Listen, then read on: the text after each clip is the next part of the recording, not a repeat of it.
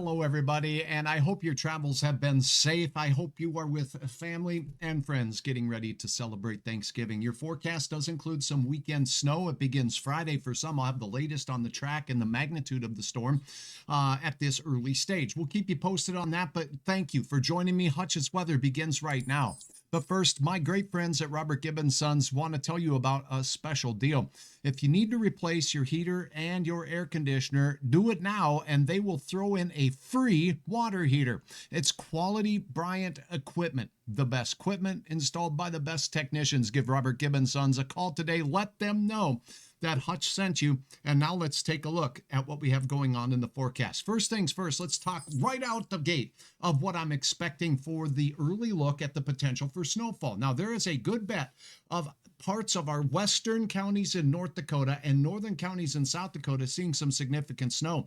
Notice once again the I-29 corridor getting slammed, and this storm picks up intensity as we go off to the east. I have a national look at the snowfall potential with this system as well here just momentarily. These numbers are model averages of several model runs, so let's keep that in mind. Not really a forecast, but it just gives us that first look at a quality amount. Now, you can expect an inch in many of these places here with up to 3 inches in isolated locations with the light blues. You get into the deep blues out here and turn it into the white, and look out. We're going to have solid amounts of 2 inches with isolated places picking up 4 or more inches of snow.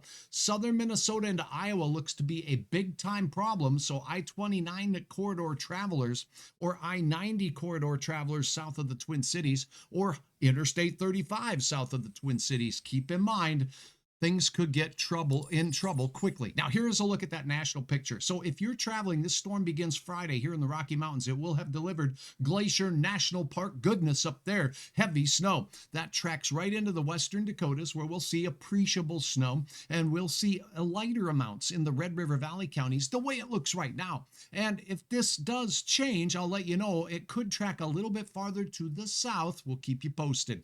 Keep in mind that as this system moves its way into the Central Plains, it's going to dig into more moisture in the Central Plains, and boom, here we go. Southern Minnesota, Iowa, and out towards Omaha will be very close. So again, travelers that are moving into the Central Plains states, expect that by midday Saturday, this storm will be exploding in intensity, big flakes, and big travel problems there. Nonetheless, we could see some impacts to air travel as well. Chicago, Minneapolis, Omaha, those are some places that could experience some troubles with that, and in parts of Canada on the east side as well. Now, for our area, here's what we can expect, but first let's take a look at this system as it does work its way through.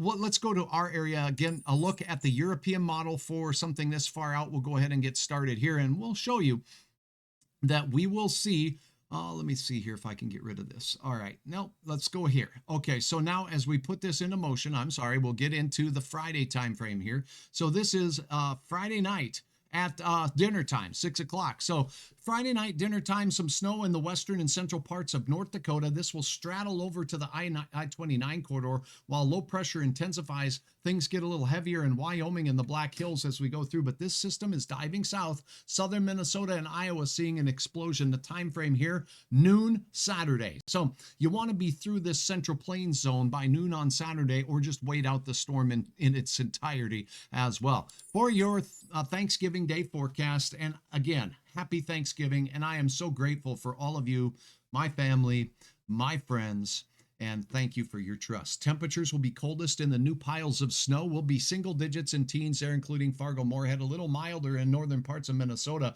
The north winds and clouds will be more persistent. And by the way, we do have some fog potential out here to the west, and if that does happen, that fog is efficient at keeping you a little milder, acting like a blanket.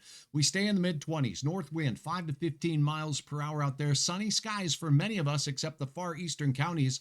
All in all, it's a day in the teens and 20s throughout, and your 7-day planner shows Black Friday looking mostly cold. We'll start out at 0 as that high pressure system plants right over the top of us. Temperatures staying in the 20s as we go from Friday into Saturday. Our southern counties and western counties have a decent chance at seeing some snow accumulations. And then I put east here because if you're traveling to Minnesota or straight south on 29, those areas will see the impacts later on Saturday as well. Now, we do have unhot weather with our coldest weather on its way as we start the month of December. Meteorologist meteorological winter getting going right there, and a flake or two in your hump day forecast for next week as we go through. That is a look at your forecast. Thank you so very much for being a part of Hutch's Weather. Thanks for your input, and I hope you have a wonderful Thanksgiving. Check back here. I'll have updates on our snow system right here.